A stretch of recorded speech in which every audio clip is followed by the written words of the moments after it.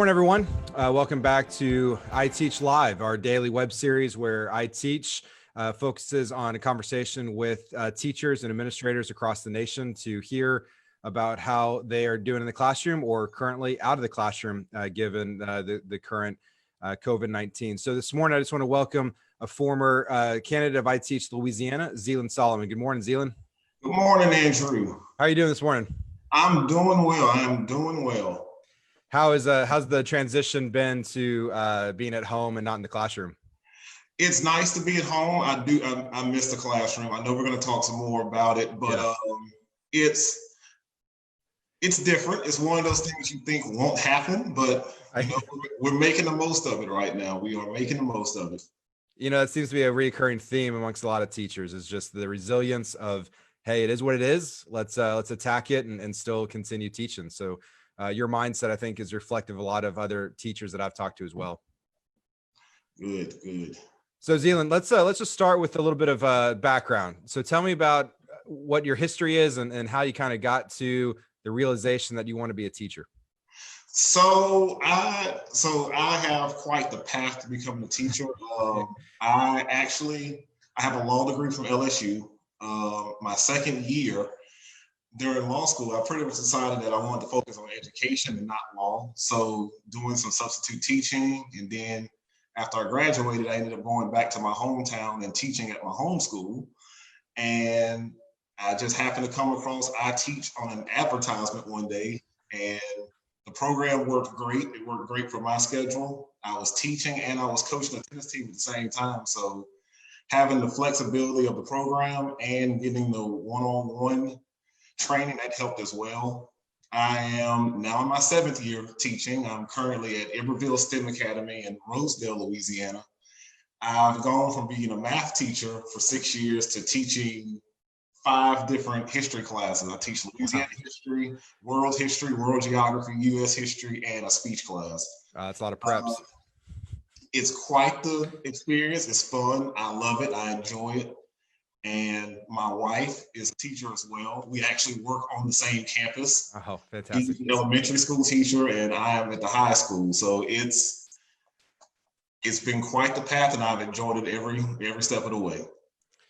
So tell me about the transition from math to history. Is that just for moving into Iberville STEM, or what was the process for you to get from math to history? So I'm certified in both. I'm certified middle school through high school math and social studies. So for me, it was just a blessing and an opportunity to go to Iberville STEM and a social studies position being open. And for me, while the content is different, the energy behind teaching the content, shifting from math to social studies, has been pretty seamless. It's more so that it's nice to see how my social studies students are feeling that energy that I would normally bring to a math classroom. So that's really been the best part of the transition. Yeah, for sure. And are you still coaching, or is that in the past? I am currently retired. I still play tennis occasionally for myself, but no, right. I'm definitely, while I miss it, I do enjoy having more time to even focus with my family and on how I'm adjusting with my new content areas. Yeah, well, that's great. And 5 preps, that's no small task. So well done on your daily task to get those lessons out for 5 different courses. That's quite a workload. You mentioned that you were in law school.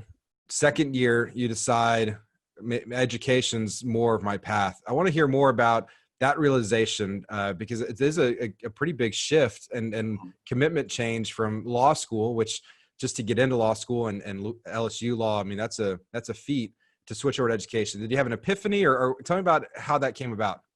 So the actual epiphany, I was in the gym working out and I was watching a story on NBC, and it was a guy from a different state who had sort of a similar situation where he had been a law student, and he realized that, and ultimately I had the same realization that being in law school prepared me to serve the community.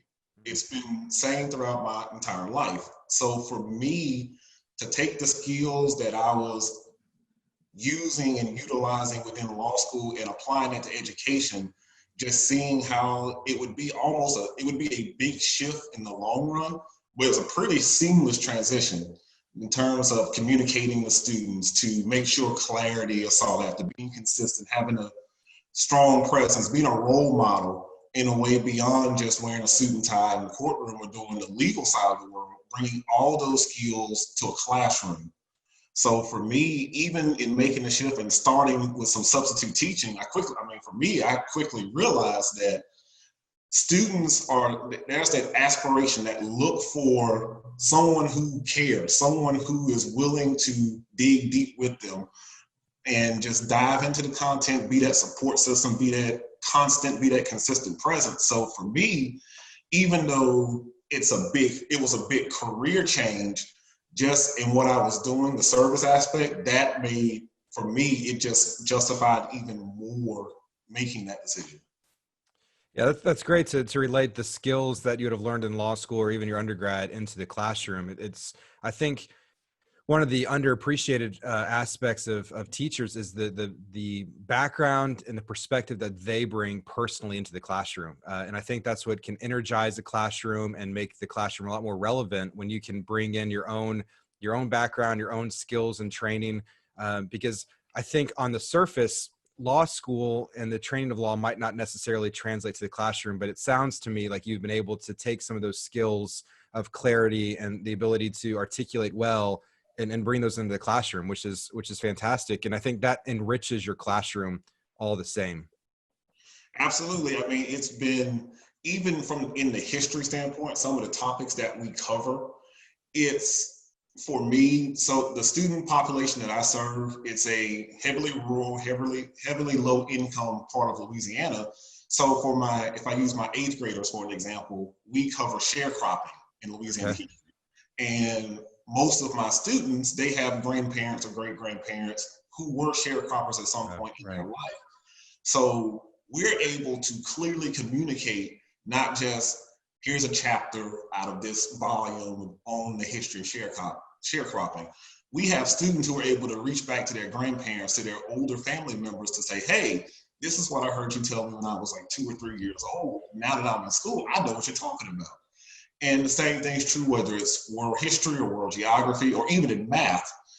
From my days as a math teacher, just the idea of using money as a quick intervening tool in the middle of class, like, hey, if I give you this amount of dollars, this amount of coins, what am I really trying to get you to tell me? Instead of, we're just going to focus on solving for both variables in this very linear way. It's bringing that shared experience and being able to present in a way that everyone can have a piece of the involvement. Because having that engagement throughout the classroom, it's the same as a courtroom, it's the same in a classroom. When a lawyer's talking to the jury, trying to explain their case, it's the same as myself as a teacher trying to work us through this big problem or this big chunk of history that we're going to go through in the middle of a lesson. Yeah. I mean, I really appreciate that perspective. All too often, I think, me personally, I'm a certified math teacher, and I often found myself thinking about the future of when they might be able to use these lessons in the future. But you're telling me in a really helpful way, and hopefully anyone watching this video, that it's not just about how these lessons can be applied in the future, but how can they be applied right now? And so taking the application of money, for instance, or personal student backgrounds, you're now taking this theory right into this applicable conversation and application. And I think that certainly adds value to those lessons, because now it's not, okay, maybe one day I'll use this formula in business later on. And it's really not really tangible to the students to know what they'll use it for. But hearing you, it sounds like they're taking these lessons and being able to really process them right now, which I think is super helpful to students. So great job on that. Thank you. So one of the things that I know about you and your teaching is your passion and your desire for student engagement and collaboration. So I just wanted to take a bulk of time really to talk about how you engage your students and how you facilitate collaboration. But let's start, I think, that conversation with, why is that important to you? Why do you care or prioritize the engagement and collaboration of students? So for me as a student growing up, I was the kind of student who enjoyed just being able to just answer the question quickly and get on with it. Yeah.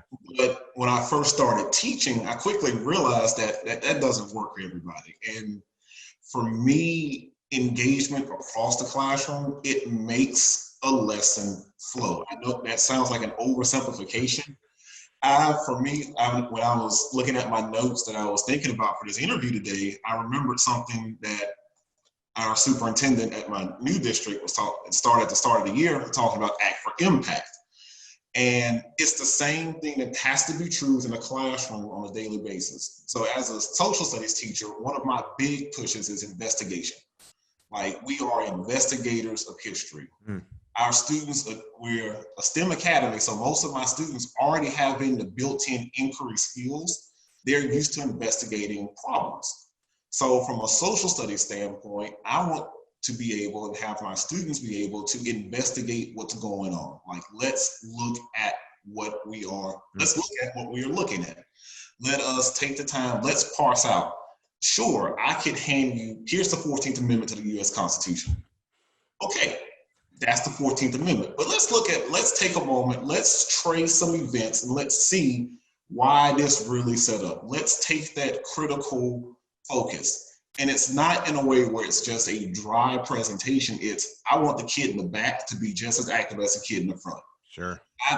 For me, I tell my students, I have 4 basic rules in my classroom, and I actually got them from my iteach field supervisor. Right. Yeah, Donnie. First lesson. So, and one of them is always be alert. That's one of the rules. And what that means is, and I'm very straightforward with my students, is that at the start of every year, that always be alert means that no matter who you are or where you are in the classroom, I'm going to call on you.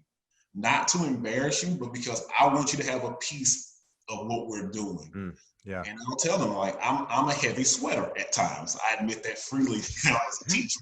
And I'm like, I don't sweat because I'm nervous. I sweat because I'm going to work just as hard as you are to get through this lesson.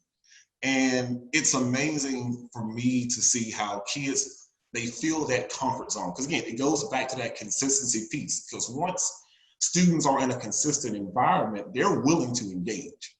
It may not be the engagement you desire every single day, but if you can have that one student who has that light bulb moment, who's like, okay, I'm gonna raise my hand, I may be right or wrong, I'm gonna put it out there.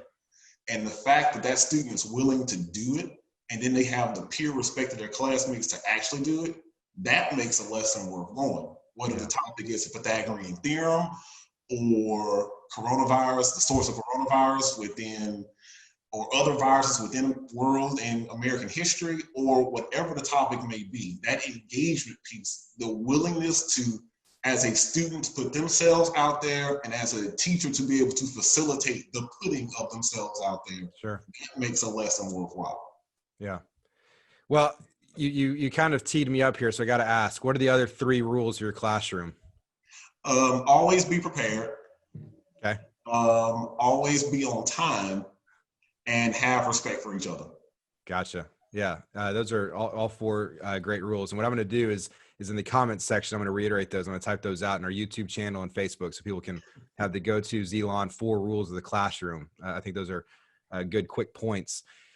You talked a little about engagement, but we also have the kind of sister of that is collaboration. So what do you feel is the difference between engagement and collaboration? And maybe there's some individuals out here watching that are going to be teachers or thinking about teaching. So it might be helpful for them who don't know either one of those things. What's the difference between a student engaged and then a student collaborating?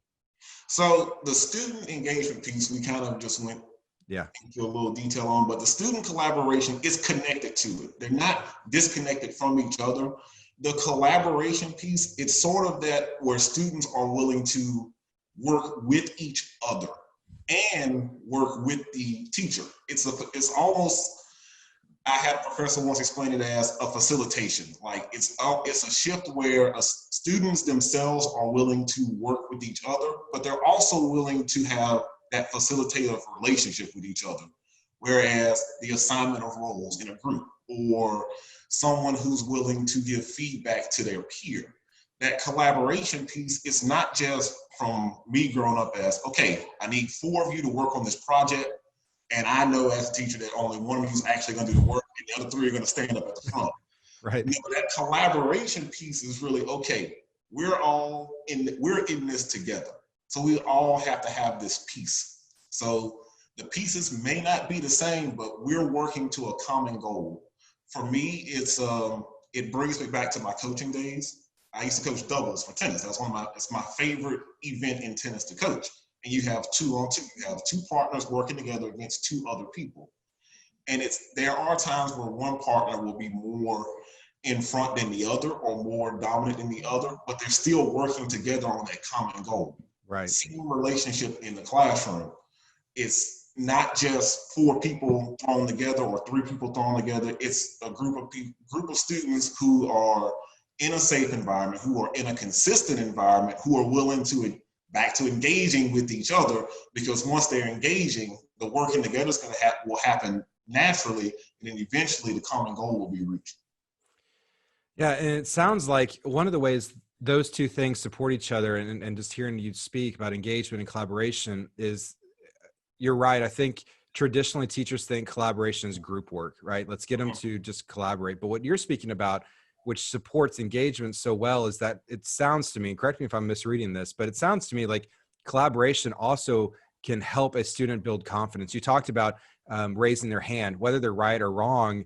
That moment where a student feels comfortable and confident to go on that limb, to be called out in class to answer the question, the collaboration that you're trying to instill in the classroom, where there's a team goal, we're all trying to get this lesson learned.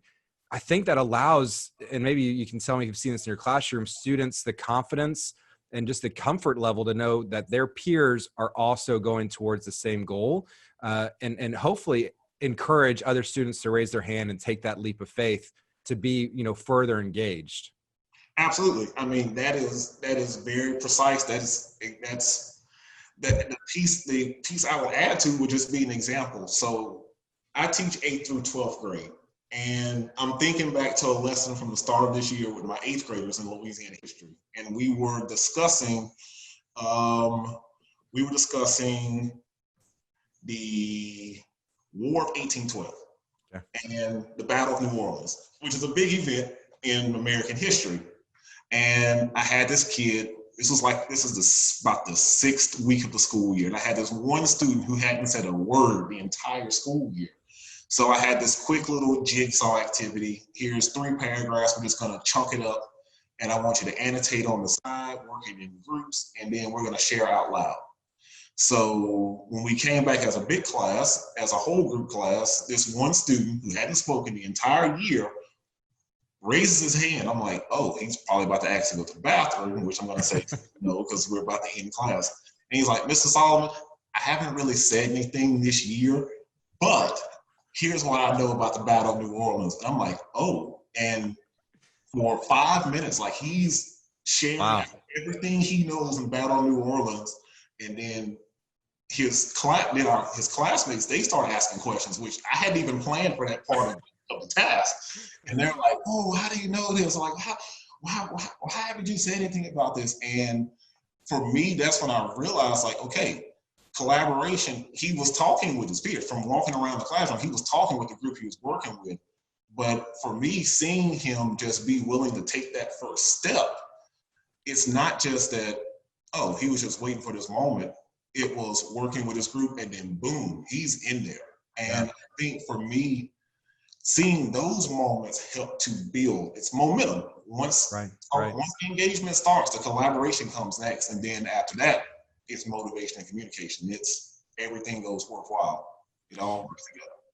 Yeah, that's a great story, Zealon. And I think embedded in that story is a word of encouragement to other teachers, especially first-year teachers. Mm-hmm. It might take 6 weeks for a student to raise their hand.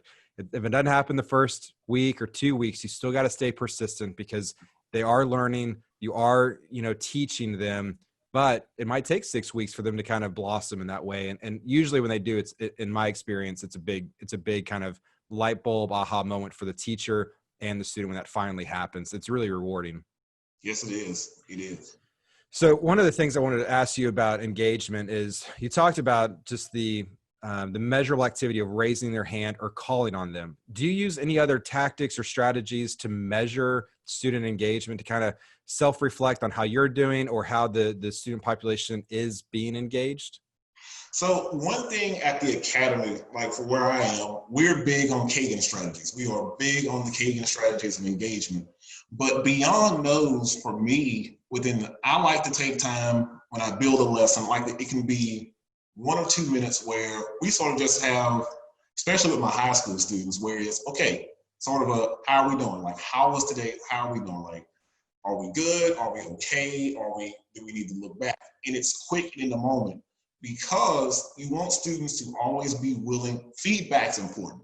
That is one thing I've learned through teaching more than anything, is that if you are willing to give feedback, you have to give feedback, because we as adults, we like feedback on little things that we do, and students need it even more, because it's a barometer. It's a measure of how are things going.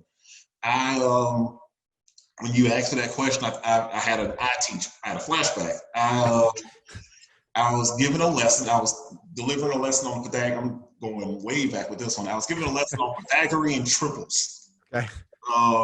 And it was probably my second observation with my field supervisor.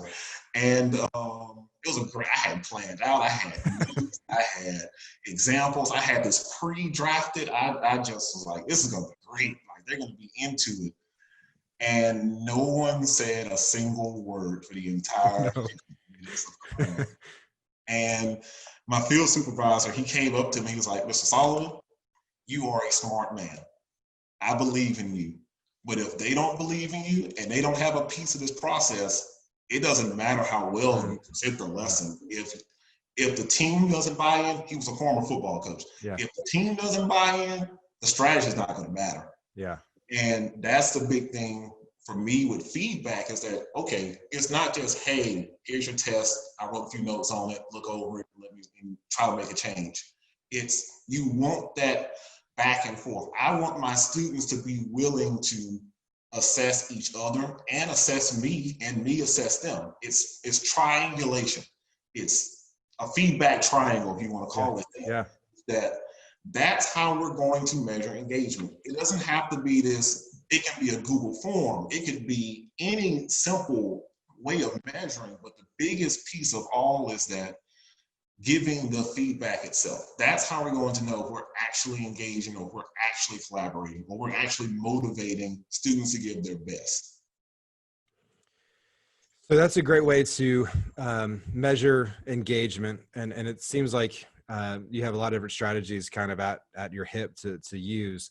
But if we go before that, as you're planning engagement, what are the things that you think about and strategies that you use to promote engagement or to facilitate? It sounds like you used a couple of just like those check-ins at the beginning of class and other things, but is there any other structures in place that you try to just pre-think or have in place to promote that engagement? Yeah, one of the big things is that, so with the lesson, it's knowing the lesson and also knowing your audience. So that was one, like for me as a teacher, learning and realizing that all classes operate pretty much differently, even though we're going to cover the same material. Right. So for example, I have 2 Louisiana history classes. And there are some topics where I have one class, they like the written piece. They are a strong writing class. They like to write out their thoughts. They like to annotate. They like to read, and then we can discuss as a whole group. But my other class at times, they prefer visual sources. So for them, their biggest engaged piece is going to be, okay, I may have a clip from a documentary to present on the same topic. I'm covering the same content. I'm using from the same sources. The presentation may be different. And it's not this is a watering down of the content. Not at all. It's presenting the same information in different ways to meet the needs of my students. So once you establish how you're going to present and what you're going to look at, the ways we engage can flow differently. For example, one class, if they're viewing a clip, we can stop the clip at the 5-minute mark and then just take questions. Or the students can ask questions, is what normally happens in my classroom, is that we'll stop it and student 1 will ask a question, student 2, or they'll ask questions to each other. So it's pre-planning is very important, because 1, You want to establish some baseline points of engagement, but at the same time, you have to be willing to, okay, if these pre-planned points don't happen, what's going to be the next level? Sure. Because you don't want to just turn it into a lesson of, I am the presenter, I'm going to talk, I'm going to force this down your throat and make you learn it, as opposed to, okay, let's flow through this organically. Yeah. We're not going to we won't let ourselves we won't stick in the mud. We will work through, but at the same time, I'm not going to just push you along just for the sake of pushing you along.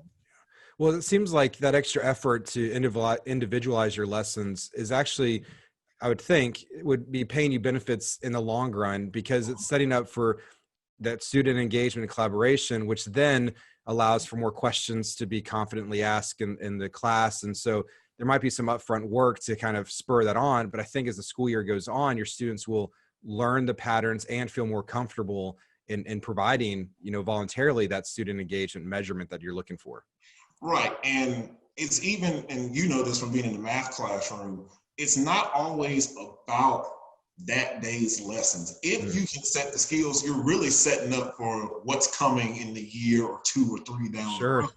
Because, like, if I'm going back to math for a second, you may not remember the Pythagorean theorem fully from 8th grade until 10th grade geometry. But if you remember what a right triangle and the importance of the right angle in the right triangle, you're going to set yourself up for when you start talking about trigonometric functions in 10th and 11th grade. Sure. In the history classroom, you may not remember all the phases of World War I and World War II. You may remember nuts and bolts, who won, who lost. But when you go from 8th and 9th grade to my U.S. history class, you're going to remember just a few key moments. You may lose the rest along the way, but if you can remember those few key moments and how we discussed, or a piece of how we discussed, that's the hook for the future. Because again, it's really, for me personally, the engagement and the collaboration piece, ultimately, it's a lifelong skill. Yeah. Whether we're in the classroom or whether you're starting college or whether you're working your first job, it's, if you are comfortable engaging and collaborating in a classroom, that skill will translate no matter where you are in the future. Yeah. Well, I think it's worth noting, to reiterate that last point, to any parents that are maybe watching this, teachers on a whole are not going into the classroom every day trying to get through a lesson. They are thinking about the future of those students. It's the next generation coming up behind us, and really trying to provide life skills embedded into, forced content in a lot of ways. You have to teach certain lessons, but within that, you as a teacher, and I'm thankful for people like you who are doing this, are looking at the well-being of the student long-term, that you're setting up with skills and making learning fun that would cultivate a desire to learn. And those are all good things that go beyond your 1 year you might have those students. So if no one's ever told you this, I'm sure Donnie probably did, but job well done on establishing and really framing your mind each day on not just that one lesson. Because you're right, lessons can go bad, they can go great, but that's not the sustaining value. We were talking to a teacher yesterday on this channel, and she was saying the same thing. It's not individual lessons that are meaningful most to students, but it's the long-term impact that teachers have on them. Thank you. So one question I want to get to before we wrap up, because I want to be mindful of your time and the timeline allotted for, but I'm curious about how you view technology in terms of engagement and collaboration, or how do you think fondly of new technologies coming into the classroom, or social media platforms, or is it a detriment? Love to know your take on just engagement, collaboration, and technology. I am a big fan, and that's saying a lot for me, because, like, I think back to when I first started teaching, I modeled what I grew up with as a teacher, which, for you new teachers out there who may be watching, it's a good thing, and it's also a trap at the same time, because it goes back to, you have to recognize who you're teaching, not when you're teaching. And it's, for me, technology, I'm thankful for Iberville Parish, where I work.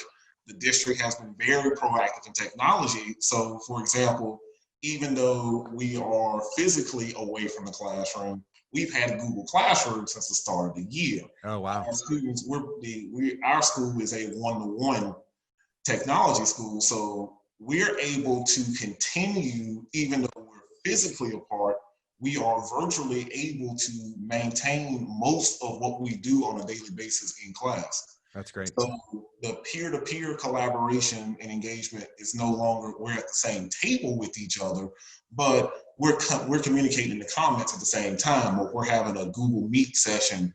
We're still able to give that real-time, in-time feedback and engagement with one another.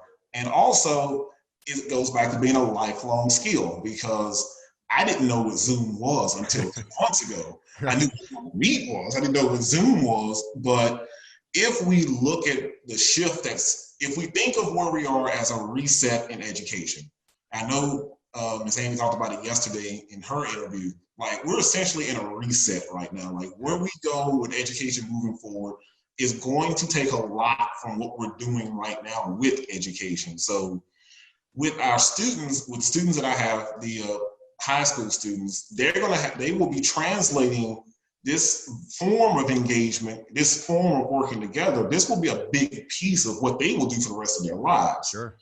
Especially as technology continues to advance. So right now, we're maintaining and we're continuing where we were, but at the same time, we're building a pathway for the future. Like, we are setting up that now we're able to have those real-time conversations and those real-time engagement in ways we never thought of, and we're able to get comfortable at the same time. It's breaking away from the old, and we're refurbishing and reestablishing and we're renewing it for the future. So that's the cool part of where we are with technology.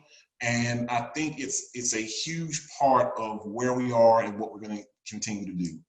Yeah, I mean, that's really helpful. And again, I think your mindset is the correct one. A lot of people can kind of shudder at change, but one, I'm glad your school kind of already had some structures in place that certainly helps the transition. But also, you as the teacher, your mindset going into a Google Hangout or Google Classroom, you're setting the stage and the tone and the expectations of how we're going to use this. And so I'm certain that's helpful to your students. And there's no doubt your students will remember this for a long time, as we all will. But hopefully they'll learn and think fondly of the ways you led them through learning during this time.